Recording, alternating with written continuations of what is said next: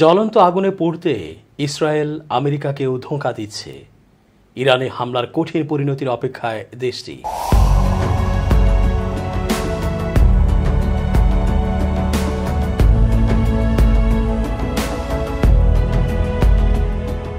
আসসালামু আলাইকুম, সুপ্রিয় দর্শক, শুভেচ্ছা রইল। এস জে রতন স্বাগত জানাচ্ছি চেঞ্জ টিভি আন্তর্জাতিক চোখ অনুষ্ঠানে। ইসরায়েলকে বারবার সতর্ক করা সত্ত্বেও ইসরায়েল ইরানের সীমান্তবর্তী শহরে হামলা চালিয়েছে। গাজার ক্ষেত্রেও তাই। আমেরিকার কোনো সতর্কবার্তা ইসরায়েল কানে তুলছে না। এরপরও আমেরিকা বেকুবের মতো বলেই যাচ্ছে যুদ্ধে ইসরায়েলকে সরাসরি সহায়তা না করলেও সামরিক দিক থেকে পরোক্ষভাবে সমর্থন থাকবে তাদের। কেউ কেউ বলছেন ইসরায়েল আসলে সঠিকভাবে গাইডেড না, তাই উল্টাপাল্টা সমর কৌশলে এগোচ্ছে। আবার কেউ কেউ বলছেন তা নয়, আসলে ইসরায়েল একাই বিশ্বে অনন্য শক্তিশালী রাষ্ট্র হিসেবে নিজেদেরকে প্রতিষ্ঠিত করতে চায়, কারো সাহায্য নিয়ে নয়, এমনকি আমেরিকারও নয়। আমেরিকা সেটা বুঝেও বুঝতে চাইছে না। এই খেলায় আমেরিকা যেমন তাদের মর্যাদা নষ্ট করছে, একইভাবে ইসরায়েলও এক ঘরে হয়ে যাচ্ছে।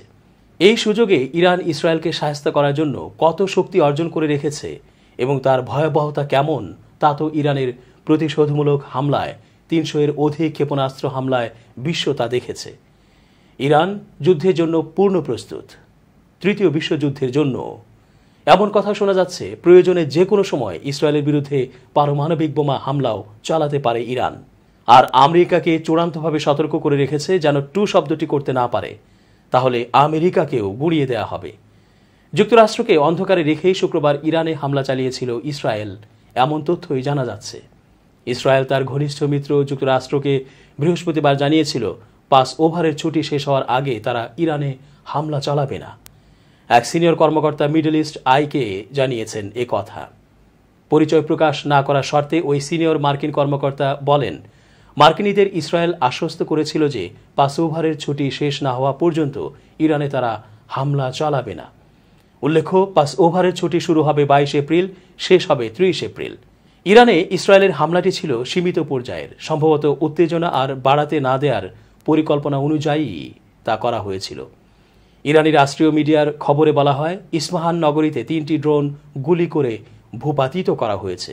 ইরানি সিনিয়র কমান্ডার সিয়াভস মেহান্দোস রাষ্ট্রীয় টিভিকে বলেন, হামলায় কোনো ক্ষতি হয়নি। আন্তর্জাতিক পরমাণু জ্বালানি সংস্থাও জানিয়েছে ইরানের পরমাণু স্থাপনাগুলো অক্ষত রয়েছে। মার্কিন প্রতিরক্ষামন্ত্রী লয়েড অস্টিন মধ্যপ্রাচ্যের উত্তেজনা বাড়া নিয়ে ইসরায়েলি প্রতিরক্ষামন্ত্রী ইয়োভ গ্যালেন্টের সাথে কথা বলার মাত্র কয়েক ঘন্টার মধ্যেই হামলাটি হয়। ইতালির ক্যাপ্রি দ্বীপে সাংবাদিকদের মার্কিন পররাষ্ট্রমন্ত্রী অ্যান্টনি ব্লিংকেন ইরানের ওপর হামলার ব্যাপারে প্রশ্নের জবাব দিতে অস্বীকার করেন।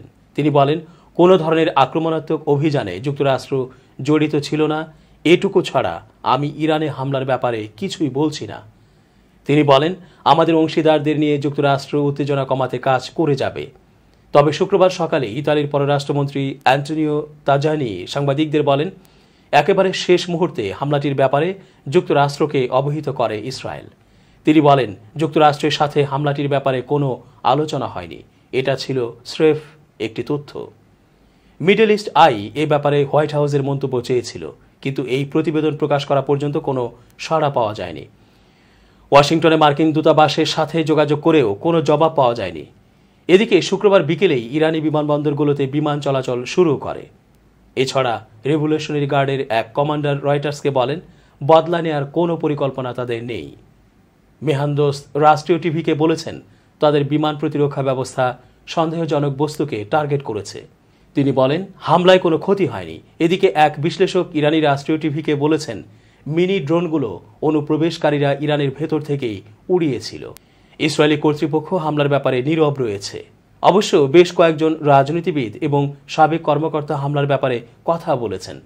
ইসরায়েলের জাতীয় নিরাপত্তা মন্ত্রী বেন গভির একটি শব্দ টুইট করেছেন, দুর্বল। উল্লেখ্য, এই কট্টরপন্থী রাজনীতিবিদ শনিবার রাতের ইরানি হামলার ব্যাপারে কঠোর জবাব দেওয়ার পক্ষে ছিলেন। গত 7 অক্টোবর গাজায় ইসরায়েলের যুদ্ধ ঘোষণার পর থেকে বাইডেন প্রশাসন মধ্যপ্রাচ্যে যুদ্ধ আরও ছড়িয়ে পড়া রোধের চেষ্টা করছে, কিন্তু তারা আবার একই সাথে ইসরায়েলকে সামরিক সহায়তাও অব্যাহত রেখেছে। উল্লেখ্য, শনিবার রাতে ও রোববার ভোরে ইসরায়েলে 3 শতাধিক ড্রোন, ব্যালিস্টিক ক্ষেপণাস্ত্র ও ক্রুজ ক্ষেপণাস্ত্র নিক্ষেপ করে ইরান। তবে এগুলোর বেশিরভাগই যুক্তরাষ্ট্র, ব্রিটেন, ফ্রান্স ও জর্ডান প্রতিরোধ করে। 1 এপ্রিল দামেস্কে ইরানি কনসুলেটে ইসরায়েলি হামলায় 2 ইরানি কমান্ডার নিহত হওয়ার জবাব এভাবে দেয় ইরান। ইরানিয়ান স্পেস এজেন্সি একজন কর্মকর্তা হুসাইন দালিরিয়ানের দাবি, সীমান্তের বাইরে থেকে কোনো ক্ষেপণাস্ত্র হামলা হয়নি। এই বক্তব্য যুক্তরাষ্ট্রের কর্মকর্তাদের বক্তব্যের পুরোপুরি বিপরীত। এদিকে লেবাননে যুক্তরাজ্যের সাবেক রাষ্ট্রদূত Tom Fletcher BBC radio 4 today প্রোগ্রামে বলেছেন, পুরো বিষয়টি এখানে বেশ ঝাপসা এবং ওই অঞ্চলের অনেকেই সত্যিকারের ভয় থেকে জেগে উঠছে। তিনি বলেছেন, এটি থেকে বোঝা যাচ্ছে যে ইরানের সাথে জুয়া খেলা চালিয়ে যেতে চায় ইসরায়েল। ফ্লেচার আরও বলেছেন, ওই অঞ্চলের কূটনীতিকরা এবং মার্কিন যুক্তরাষ্ট্র ও যুক্তরাজ্য সবাই এখন এই বিষয়টির তীব্রতা বা উত্তেজনা কমানোর উপায় খুঁজছেন। আমরা জানি না এখন উত্তেজনা কতটা বৃদ্ধি পেয়েছে, তবে ইরান স্পষ্টতই ইঙ্গিত দিতে শুরু করেছে যে এটি খুব বড় কোনো বিষয় নয়। তারা এটিকে খাটো করে দেখছে এবং ইসরায়েল অবশ্য আরও নাটকীয় কোনো কর্মকাণ্ডকে বেছে নিতে পারত, বলেন তিনি। ফ্লেচার আরও বলেছেন, ইসরায়েল ইরানকে স্পষ্টভাবে বার্তা দিয়েছে যে তারা চাইলে যে কোনো জায়গায় হামলা করতে পারে এবং সেক্ষেত্রে পারমাণবিক স্থাপনাগুলো এর বাইরে নয়। যদিও ইরান গত কয়েকদিন ধরে পারমাণবিক স্থাপনাগুলোর ধারে কাছে না যাওয়ার বার্তা দিয়েছে। এই সমস্ত কিছুর মূল বিপদ হল এখানে হিসাবের গড়মিল হলে অবশ্যই ঝুঁকি আছে, বলেন তিনি। G7 পররাষ্ট্রমন্ত্রীদের বৈঠক শেষে এ সংবাদ সম্মেলন করেন মার্কিন পররাষ্ট্রমন্ত্রী অ্যান্টনি ব্লিংকেন। তাকে প্রথম প্রশ্নটি করা হয় ইরানে ইসরায়েলের হামলা প্রসঙ্গে। জানতে চাওয়া হয় যুক্তরাষ্ট্রকে আগে অবহিত করা হয়েছিল কিনা। যুক্তরাষ্ট্র কোনো আক্রমণের সাথে জড়িত নয়, এর বাইরে আর কিছু বলতে অস্বীকৃতি জানান তিনি। যে কোনো সম্ভাব্য সংঘাত এবং উত্তেজনা এড়ানোর দিকে মনোযোগ দিচ্ছে যুক্তরাষ্ট্র ও G7।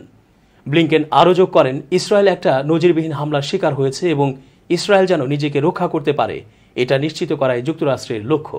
ইরাকের রাজধানী বাগদাদে ইরান সমর্থিত পপুলার মোবিলাইজেশন ফোর্সেস PMF এর একটি সামরিক ঘাঁটিতে বিকট বিস্ফোরণ ঘটেছে।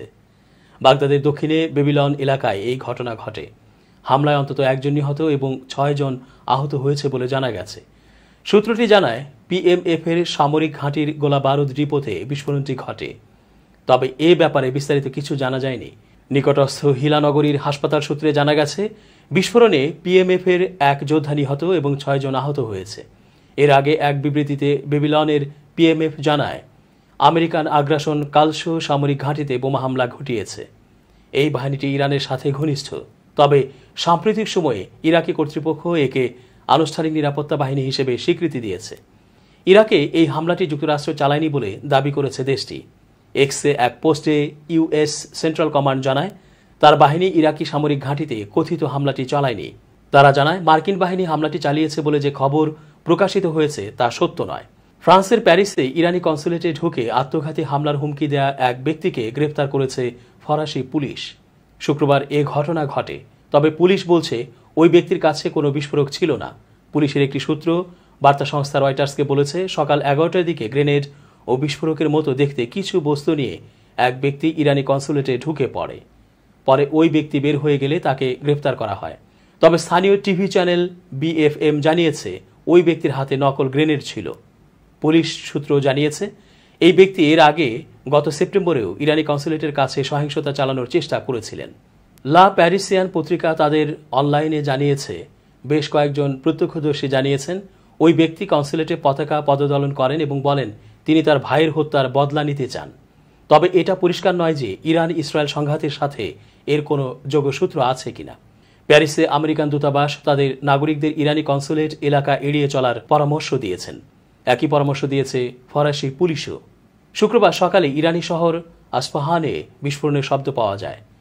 ইসরায়েলি মিত্র আমেরিকা এটাকে ইসরায়েলি হামলা হিসেবে দাবি করলেও তেহরান বিষয়টিকে তেমন গুরুত্ব দেয়নি। তবে বিষয়টিকে আঞ্চলিক যুদ্ধের অগ্রভাগ হিসেবেই দেখছেন বিশ্লেষকরা। দর্শক, আজ এখানেই শেষ করছি। ভালো থাকুন। যারা এখানে কাজ করছেন, এটার নেপথ্যে যারা আছেন, যারা এই প্রতিষ্ঠানকে টিকিয়ে রেখেছেন, এবং আপনারা প্রথমে স্লোগান দিয়েছিলেন যে একটুও হলুদ না।